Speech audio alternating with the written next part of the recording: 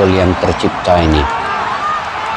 Bagaimana dia kepada kepada Orek Mangun mengecek dan mencoba terkena Sandy Walsh. Gol Sandy Walsh, guys.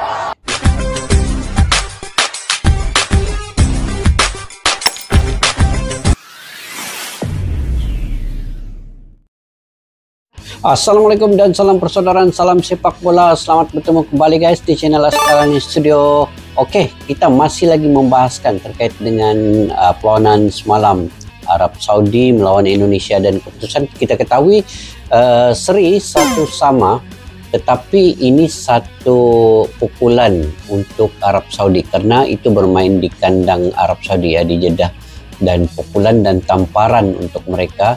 Dan mereka rasa mereka sudah dipermalukan sebenarnya oleh timnas Indonesia karena tidak mendapat kemenangan. Dan dijangkakan sebenarnya Roberto Mancini ya, dia punya kepala pelatih ini sebenarnya menginginkan kemenangan 3 poin sebenarnya untuk Arab Saudi, tapi tidak berlaku. Dan luar biasa guys, luar biasa pemain-pemain timnas Indonesia, terutamanya debut pertama Martin Paes yang bisa menggagalkan sepakan penalti, walaupun pada awalnya beliau blunder ya, tetapi cepat tindak balasnya untuk menggagalkan penalti itu memberikan kelegaan sebenarnya kepada pendukung timnas Indonesia. Apapun kesemua pemain, kalau kita melihat secara taktikal dan permainan stamina, kekuatan fisik dan juga pengalaman, semua pemain-pemain diaspora ini bermain di liga-liga Eropa, itu yang membuatkan mereka main dengan ketenangan. Kemudian mereka tidak gugup, mereka tidak rasa tertekan, malah Arab Saudi yang rasa terlalu tertekan. Kalau kita melihat J. Ejas selaku kapten timnas Indonesia itu bisa mengawal lini pertahanan itu dengan baik sekali. Dan dengan semangat juang yang tinggi, beliau juga bisa untuk memberikan satu kekuatan di bagian belakang dan seterusnya kepada semua pemain. Begitu juga di bagian lini tengah, di gelandang Tom Haye, Ivar Jenner, dan kemudian Calvin Verdong, Nathan Joe, Sandy Walsh juga.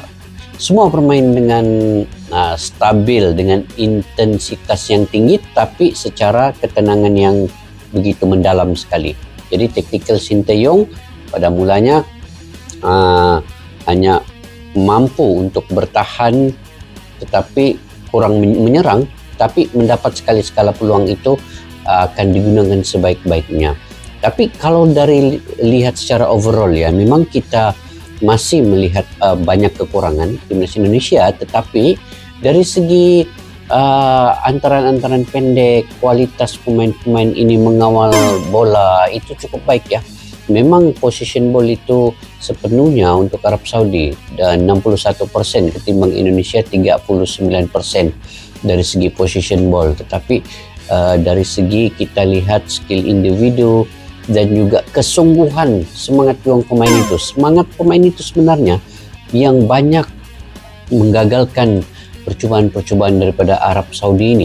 Kita lihat ya, pemain Arab Saudi ini, dia punya kecepatan, stamina pemainnya nampak begitu agresif sekali ya.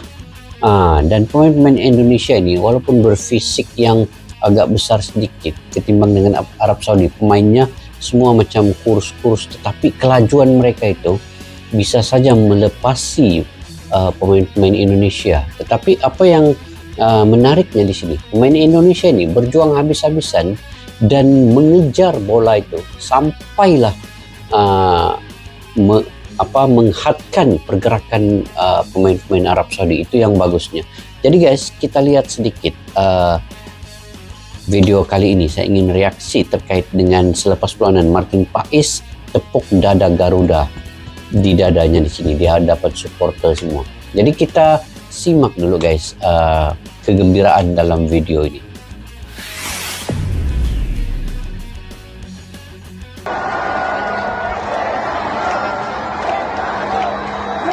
Wah, semua menyebut Sintayong ya.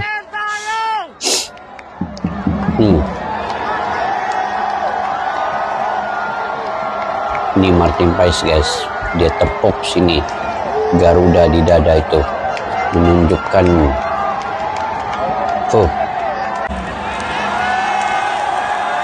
bersejarah kalinya. Indonesia cipta sejarah baru guys dengan menahan imbang Arab Saudi. Oke, kita tengok pemain-pemain dia nih. Sheni Patinama, Tom Haye, Calvin Berdong, Rafael Strik ada situ. Nah, ini Rafael Strik nomor 9. Antar kepada pemain nomor 8 kepada Orat Mangun. Kemudian Orat Mangun dia mengelecek satu pemain Arab Saudi, membuat tembakan dan terkena kaki Sandy Walsh. Akhirnya gol pertama. Tengok ini. Penalti digagalkan oleh Martin Paes. Ini yang membuatkan debut pertama Martin Paes ini dia dikira man of the match lah kan. Memang sangat luar biasa guys.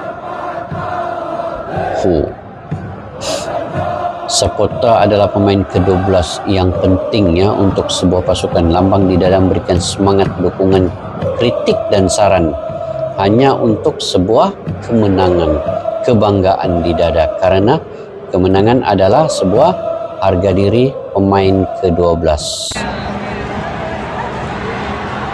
Nah, jadi kita lihat sendiri pemain-pemain ini dalam satu tim.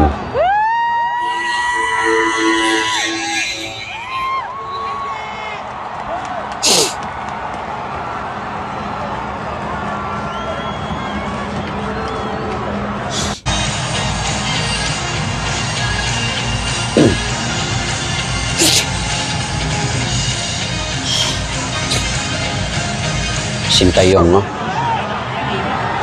Gembira juga Sintayong ini. Taktikalnya itu dia punya usaha keras dalam latihan. Dia latihan yang keras nih Sintayong pada pemain-pemain keturunan semua kan, membuahkan hasil lah dengan dapat 1 poin cukup berharga ini. Ini kesempatan lah untuk Indonesia mengambil peluang-peluang yang ada di kedepannya. Mungkin lawan China bisa dapat 3 poin penuh bermain di GWK dan 3 poin penuh bermain di China nanti insya Allah. Tapi yang herannya kan, ini pendukung Indonesia ini cukup ramai di stadion ini. Bayangkan main di Arab Saudi sebegini ramai ya. Pendukung-pendukung timnas Indonesia ini rasanya mereka bekerja di Arab Saudi ya. Karena dikabarkan ada 1,5 juta rakyat Indonesia yang bekerja di Arab Saudi ini. Jadi mungkin ini kesempatan untuk mereka datang ke stadion dan memberikan dukungan yang begitu mantap, begitu padu pada timnas Indonesia. Ini semasa sesi latihannya.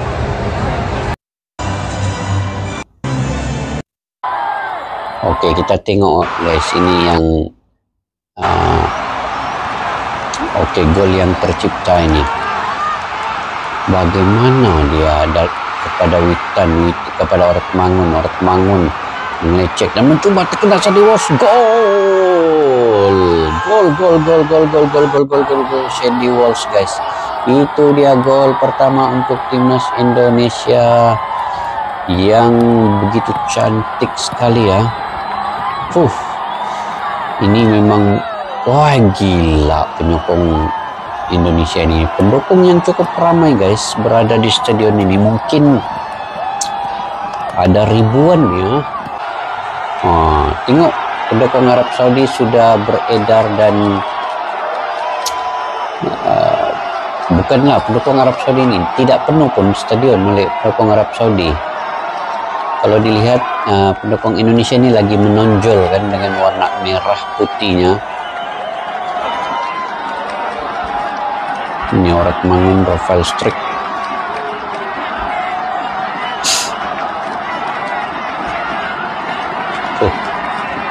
Kelegaan untuk Indonesia masa gol pertama ini. J.Ejas, Tom Haye, itu Calvin Berdong.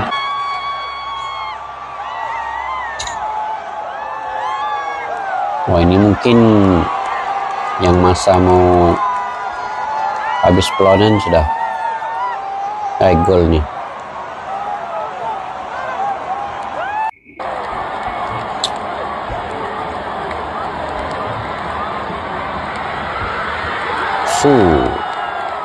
Kita tengok yang ini save penalty itu, ha? Nah, ini dia save penalty nih.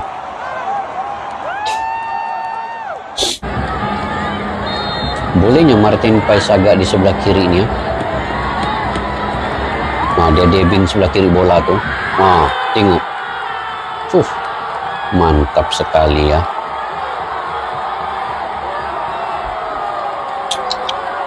Ini kalau dia tidak save bola itu tadi, ya, memang Indonesia kalah. Nasib baik Martin Pais nih juga lah yang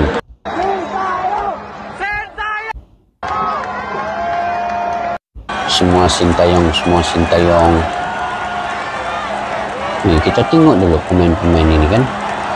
Ivar Dinar ada situ, Sandy Walsh, ini pakai nama Esnai Mangko Alam, Nathan Joaon, Witan Sulaiman, Calvin Berdong, Tom Haye, Egy Maulana Fikri ada situ, Marcelino Ferdinand ada.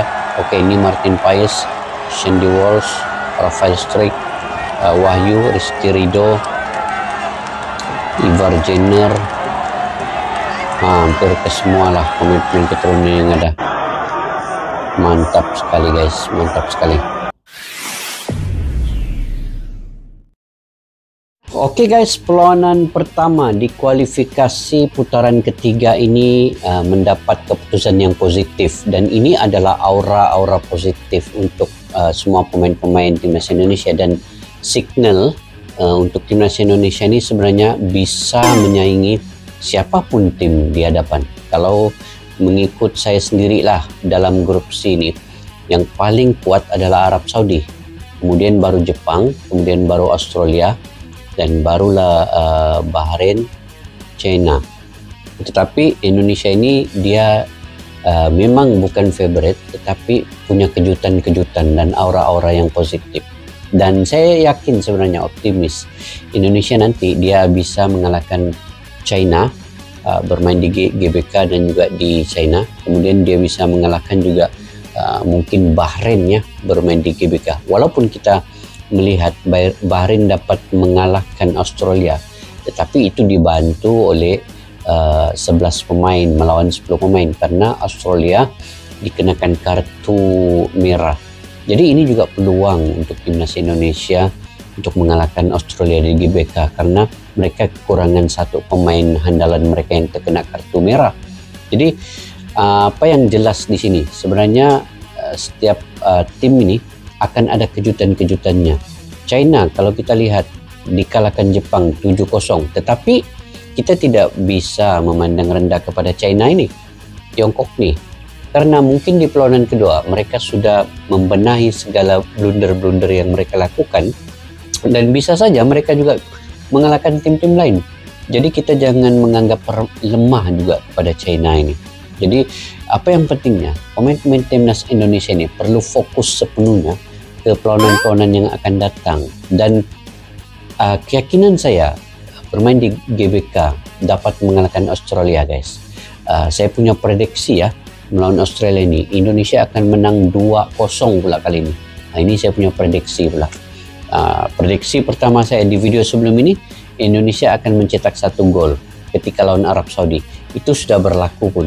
Jadi prediksi saya untuk lawan Australia ini pula, Indonesia akan dapat 2 gol pula di sini. Jadi saya sendiri akan menonton ke GBK, insya Allah, guys. Insya Allah saya dalam perjalanan ke Indonesia pada tanggal 7, ya. 7 nanti tanggal 10 akan bersama-sama kalian yang ke GBK untuk menonton sendiri. Jadi dari segi pemain-pemain yang ada ini, saya melihat J.E. Jas, Porat Mangun, Tom Haye, Ivar Jenner, Rafael Struijk, Calvin Berdong, Sandy Walsh, ini nama. Memang dari segi cuaca, stamina di situ memang mereka agak keletihan, karena cuaca di Arab Saudi ini berbeda dengan cuaca di Eropa. Jadi dari segi psikologinya mungkin cuaca itu menyebabkan mereka agak capek dikit ya, ketimbang dengan pemain-pemain Arab Saudi yang sudah biasa dengan cuaca itu.